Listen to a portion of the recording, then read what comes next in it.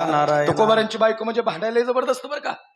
जा त्या काळ्या विठ्याचा मुडदा गेला आणि निघाले वाजनाला. काय म्हणायची खरं सांगू का, तुकाराम महाराजांच्या बायकोची भांडणं तुकाराम महाराजांची नव्हती, विठोबाशी होती. हे लक्ष नाही का बरं का. आणि बायको भांडणारी असती तरच संसाराला मजा आहे. बायको भांडणारी असली तरच संसाराला मजा आहे. आता तुकोबारांची बायको म्हण, माझ्या माय बापा बरे नाही केले, पदरी बांधले भिकाऱ्याच्या. आता आमच्याकडे काय बघू नका, आम्ही काय भांडायला घरीच नाही. आता काल कर्नाटकला होतो, तिथून आज इथे कीर्तन आलंय. उद्या कोल्हापूरच्या पुढे 100 किलोमीटर कीर्तन आहे. आता कीर्तन नाही झालं की स्टार्टर मारायचं, परत तिकडे निघायचं. घरी कधी जायचो, भागवत महाराज एखाद्या दिवशी घरी जाणं होतं बरं का गुरुजी. घरी गेलो की लेकर बाळ झोपलेले असतात, पाठ जायचं आणि मग ते सकाळी परत काल्याच्या कीर्तनाला लवकर निघायला लागतं, तरी झोपलेले असतात. एका दिवशी लहान लेकी माझी 5 वर्षाची तोंडाकडे बघते, म्हणलं काय झालं, काय प्रश्न पडला कुणाच ठाव. तेवढ्यात ती म्हणते, आई कोण आहे बावर, बाप आहे तुझा, कोण आहे काय. एवढं लोकांना वाटतं बरं चाललंय, काही बरं नाही, ज्याला त्याला माहिती असते त्याचं कसं काय चाललंय. एवढा प्रवास करणं महाराज, 1000 किलोमीटर जा, 1,00,000 किलोमीटर झाले, अजून 1 वर्ष बी जायला गाडी. सांगायचं तात्पर्य बाकीच्या गोष्टींवर चर्चा होत्यात, पण हा एक संघर्ष आहे ना, हा एक त्यागच आहे ना. खऱ्या अर्थाने हे धर्मासाठीच आहे ना. अर्थार्जन असेलही पण त्याच्याही पुढे धर्माचं काम मोठे लक्ष नाही का. आणि धर्माचं पालन करणं हे आपलं परम कर्तव्य आहे.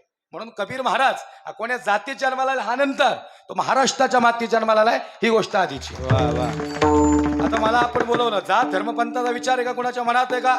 जात धर्मपंथ मानणारा आपला हा खऱ्या अर्थानं अखंड हरिनाम सप्ताह किंवा आपली कमिटीच नाही, हे सगळ्यांना सोबत घेऊन जाणारी माणसं आहेत सज्जन.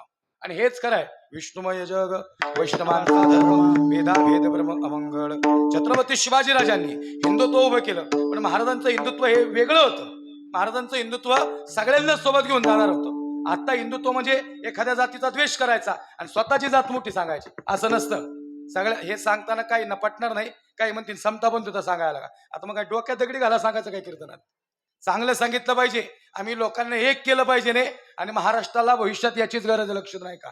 सगळी माणसं एकोप्याने, आज इथंही पहा, खऱ्या अर्थानं अनेक समाजाची लोक आहेत, पण एकोप्याने नांदतात का नाही.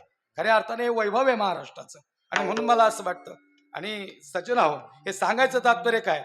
आता माझ्याकडे पाहताना काही मला स्पेशल पाहायलाच येतात, म्हणजे मुस्लिम समाजाचा माणूस कसा असं, म्हणजे काही खरंच बाबा काही स्पेशल पाहायला येतात. ते म्हणतात महाराज काही नाही हो, तुम्हाला एक सांगू का, ज्याचं रक्त लाल आहे ना त्याची जात माणुसकीची लक्षात नाही का. याच्या पलीकडे जातच नाही या जगात. माणसाने त्याच्या व्यवसायानुसार जाती पाडल्या, लक्षात नाही का.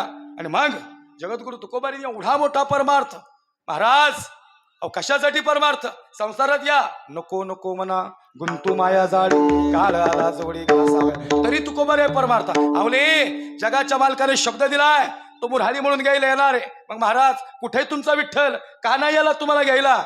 आवले येणार आहे. गोडा निरोधला, गोडा सांग विठ्ठवाला. तुकोबांना आठवण येते. गोड म्हणला, महाराज माझा वशिला नाही. मग काय करू गोडा, पाय लक्ष्मीची हाती, लक्ष्मीच्या हातात देवाचे पाय. लक्ष्मीला सांगा काम झालं. लक्ष्मी आई म्हणली, देव झोपलेत आणि झोपलेल्या देवाला मी जर उठवलं ते रागवतील. मग काय करू लक्ष्मी आई. तू का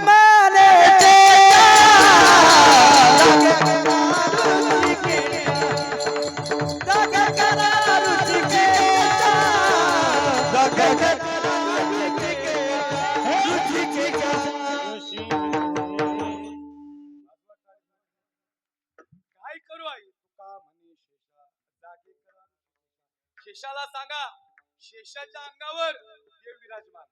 काय सांगितलं कमी काय घेतोय, मला छत्रपती सांगायचं 20 मिनिटं तेवढ्यासाठी ठेवले, हा. आणि मग 1-2 मिनिटात पहिले चरणाऱ्यांमध्ये बसून नाही काय. तुका म्हणे शेषा जागे करा ऋषिकेशा. शेषा ए अरे तू शेपटी हलवली तरी देव उठतील. शेष म्हणलं, महाराज एवढं सोपं वाटतं तुम्हाला. काल्या मर्दानात नुसताच पाण्यात बसलेलो तरी मार खायला लागला. नाही कळलं का तुम्हाला. चेंडू गेला, पेन्या गेला, गडबडी झाल्या. सांग पिधा हरिताचे, सांग पिधा हरिताचे, पाण्यात गेला सांगना, पाण्यात गेला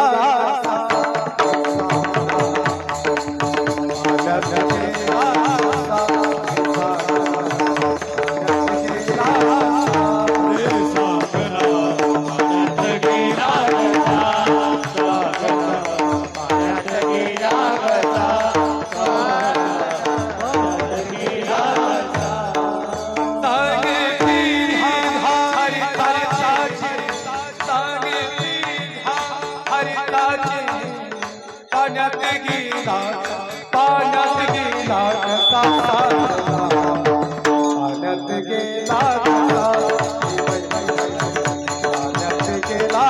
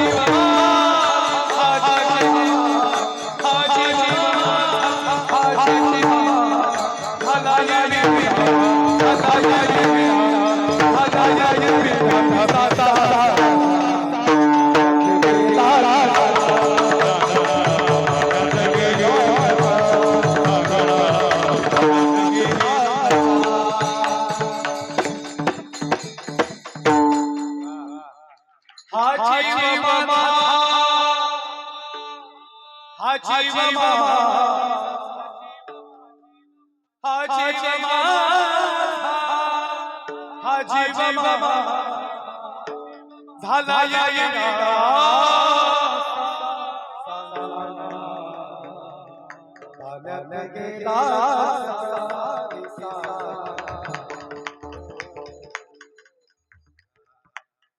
तुम्ही एवढा करा उपकार सांगा देवा नमस्कार. वारीच्या वाटेवर काही संत निघाले. माझी भाकावी करुणा विनवा पंढरीचा राणा एवढा करा उपकार सांगा देवा. तुका म्हणे माझा मूळ लवकरी पाठवा आपुल्या माहेरा निरोप या जगाचा मालक तुकोबाऱ्यांना घ्यायला आला. पहिलं आला पुरुषोत्तम. चला महाराज देव घ्या कोणी ऐता आला घर पुसोणी देव न लगे देव. तुकोबाऱ्यांनी देवाचा हात धरला. देवा पाहुणा विनमुख जाता कामा नये. तसं नाही जायचं. पहिलं घरी चल. तुकोबाऱ्यांच्या घरात जगद्गुरु तुकोबाऱ्यांच्या घरात जगाच्या मालकाचं म्हणजे ज्याला ऋषिकेश नावाने संबोधित केलं त्या ऋषिकेशाचं पहिलं पाऊल पडलं आणि तुकोबांच्या मुखातून अभंगाचं पहिलं चरण.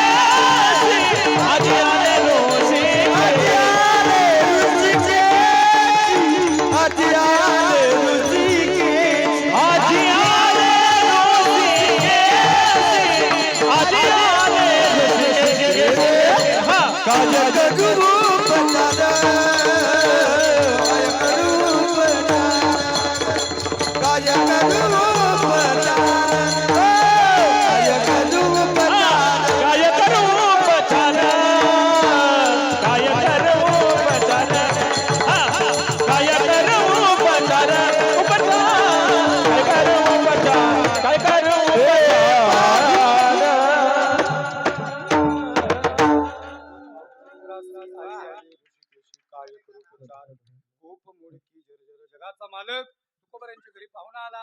आपल्या घरी येणार नाही पण देवाच्या चरणाजवळ जायची संधी आपल्याला आहे. म्हणजे तुकोबाऱ्यांनी केलं ते आम्हाला करावं लागेल. विठोबा